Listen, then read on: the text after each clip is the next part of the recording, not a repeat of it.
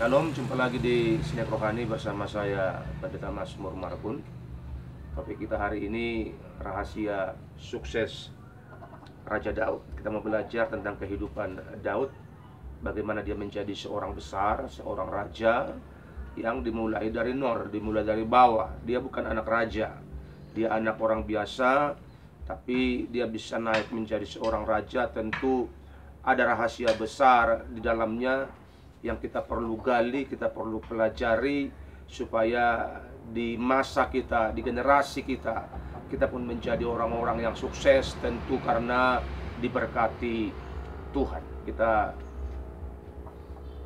Saya buka Alkitab, saya baca buat saudara semua dari Mazmur pasal 78 ayat 72. Ia menggembalakan mereka dengan ketulusan hatinya dan menuntun mereka dengan kecakapan tangannya. Ayat 71. Dari tempat domba-domba yang menyusui didatangkannya dia untuk menggembalakan Yakub umatnya dan Israel miliknya sendiri. Ia menggembalakan mereka dengan ketulusan hatinya dan menuntun mereka dengan kecakapan tangannya. Puji Tuhan. Ada dua poin yang saya akan bagi buat sahabat semua. Rahasia sukses Raja Daud, yang pertama ketulusan hati, dan yang kedua kecakapan tangan. Ini rahasia sukses dari seorang Raja Daud yang bermula dari nol, bermula dari bawah. Dan rahasia yang pertama dikatakan ketulusan hati. Ketulusan hati dalam hal apa? Dalam hal mengerjakan tugas dan tanggung jawab yang dipercayakan orang tuanya kepadanya sebagai seorang gembala kambing domba. Dia menggembalakan kambing domba itu dengan ketulusan hatinya. Makanya dalam ayat yang ke-71 dikatakan, dari kandang domba sana, dari padang penggembalaan didatangkannya Daud. Dia menggembalakan kambing domba dengan ketulusan hati. Tahu saudara, ketika Samuel mau memilih seorang raja menggantikan Saul karena ketidaktaatan Saul kepada Tuhan, dia datang ke Bethlehem, ke rumah Isai. Pada waktu dia masuk ke rumahnya sebelum makan, Samuel menyuruh anak-anak Isai untuk datang berjalan di depan dia. Dan semua orang ini, kata Alkitab, tidak dipilih Tuhan. Tahu saudara, pada waktu itu Daud di mana? Daud ada di padang penggembalaan. Padahal Daud itu anak bungsu, anak yang paling kecil. Abang-abangnya ikut makan di rumah itu. Mungkin abang-abangnya agak sedikit dimanjakan oleh orang tuanya. Tetapi Daud, dia ada di padang penggembalaan dengan setia, dengan tulus hati. Dia melaksanakan tugas tanggung jawabnya sambil dia memberi tempat yang terbaik untuk dombanya makan. Apa yang diperbuat oleh Daud? Dia main kecapi, dia menyembah Tuhan. Tujuannya apa? Untuk tetap menjaga hatinya terpelihara, supaya dia tidak curiga, supaya dia tidak galau, supaya dia tidak sakit hati dengan perlakuan saudara-saudaranya yang sepertinya mengucilkan dia, kurang menghargai dia, membiarkan dia sendiri di sana di padang penggembalaan. Sementara abang-abangnya ada yang tentara, ada 3 yang tentara, dan yang lain lagi tidak jelas ditulis, tapi mereka ada di rumah pada waktu makan bersama. Tapi Daud ada seorang diri di sana. Tentu sebagai manusia biasa, dia bisa kecil hati. Kenapa ya aku sendiri yang ada di sini, di padang penggembalaan ini, tidak ada teman. Tapi dia menjaga hatinya dengan baik, sehingga dia memainkan kecapinya.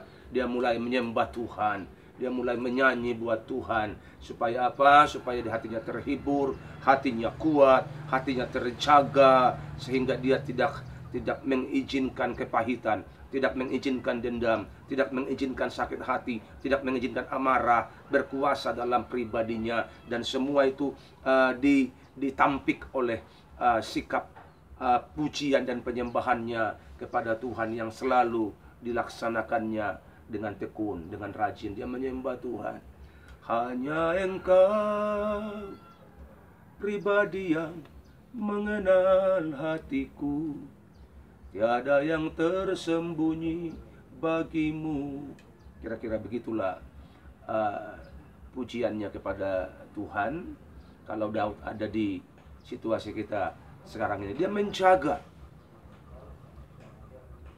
hatinya yang tulus kepada Tuhan dan kepada sesamanya. Yang kedua, kecakapan tangan. Dikatakan dia menuntun mereka dengan kecakapan tangannya, menuntun domba-domba gembalaannya dengan kecakapan tangannya, memelihara, merawat, menggembalakan domba-domba dengan kecakapan tangannya. Kecakapan tangan itu dapat dari mana, sahabatku? Kecakapan tangan itu dapat dari latihan. Kalau sekarang kecakapan tangan itu skill, keahlian, kapabilitas. Itu didapati oleh Daud dari mana? Dari latihan. Latihannya di mana? Di padang penggembalaan sana. Dengan siapa dia berlatih? Dengan harimau, dengan binatang buas, dengan macan, dengan beruang, dan segala macam. Itulah sparring partner Daud untuk melatih skill, melatih kecakapan tangannya untuk bertanggung jawab kepada kawanan domba gembalaannya. Sehingga dalam satu ayat Daud berkata begini, Tuhan melatih tanganku untuk berperang. Tuhan melatih tanganku untuk berperang. Jadi dia punya skill yang sangat baik karena dia terbiasa latihan di padang. Dan dengan tulus dia berkata, Tuhan yang melatih tanganku untuk berperang. Dan terbukti, sahabatku, ketika dia tampil melawan Goliat dengan hanya satu batu umban, dia berhasil menancapkannya ke jidat Goliat tanpa melenceng. Padahal Goliat sudah melecehkan dia karena tidak selevel, kira-kira begitu. Dan dia datang bukan dengan tombak, dia datang dengan ketapel, dengan batu umban. Dan ketika dilemparkannya, betul-betul mengenai sasaran. Kenapa bisa mengenai? Karena dia terlatih. Kecakapan tangan yang biasa dilatihnya di padang penggembalaan. Sehingga dia berkata, Tuhan yang melatih tanganku untuk berperang. Dan Alkitab mencatat dia selalu meraih kemenangan di dalam semua pertempuran peperangan yang dilaksanakannya. Kenapa? Karena dia memiliki kecakapan tangan. Jadi kecakapan tangan itu datang dari latihan. Dan latihan itu tidak enak karena dia berlatih dengan binatang-binatang buas. Jadi kalau kita sepertinya ada di suasana yang sedang diproses, itu adalah latihan untuk mempertajam skill kita supaya kita semakin baik ke depan.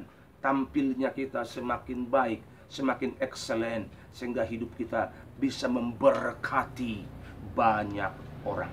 Jadi sahabatku, saudara sudah tahu hari ini bahwa ada 2 poin rahasia sukses Raja Daud. Yang pertama karena ketulusan hati, yang kedua karena kecakapan tangan. Mari kita banyak belajar, banyak merendahkan hati, banyak berdoa supaya kita semakin berkenan kepada Tuhan. Jangan lupa like and subscribe program ini bagi saudara yang belum like-nya, supaya kalau ada program yang baru yang kami upload, ada pemberitahuan kepada saudara, dan itu gratis. Puji Tuhan, Tuhan memberkati.